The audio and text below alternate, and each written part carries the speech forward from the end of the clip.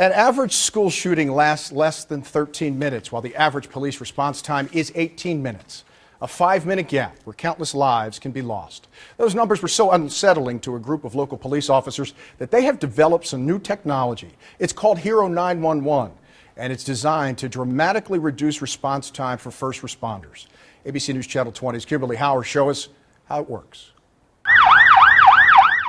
Chaos. We've seen it break out in schools across the nation. When tragedy strikes, it's seconds that count. And this app, in many cases, can speed the response time by a good 60 to 90 seconds. Retired Illinois State Police Colonel Mike Snyders is one of 4 masterminds behind a new life-saving device. We really developed this by police, for police. Here's how it works. All teachers and staff get access to a panic button they can activate on their smartphones should there be a school shooting. Test alert.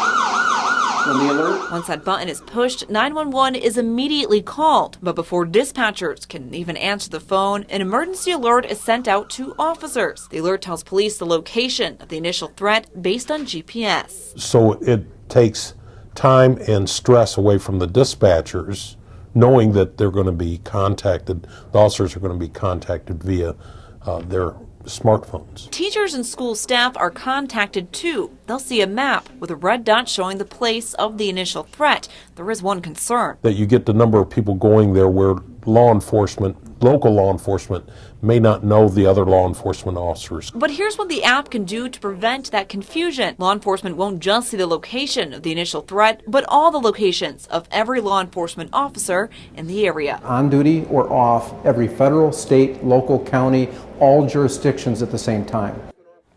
The application has now been downloaded by law enforcement in all 50 states. At least 10,000 police officers have it on their phones. But in order for that two-way communication to work, school districts have to have the app as well. It costs them $99 a month plus a setup fee. Now, the developers admit that that sounds pretty pricey, but they're hoping schools can actually implement that cost into their security budget, and then all schools can have it before school year starts next year. No, I assume it hasn't been tested yet. It has been tested actually It has. in Illinois and in Columbia. But I mean in a real life situation. In a real life situation, absolutely has not. not. This is brand new and Okay. it's developed here in Illinois. So there may be some bugs that have to be worked out. Hopefully there aren't. We hope not. Absolutely. Kimberly, thanks very much for that report.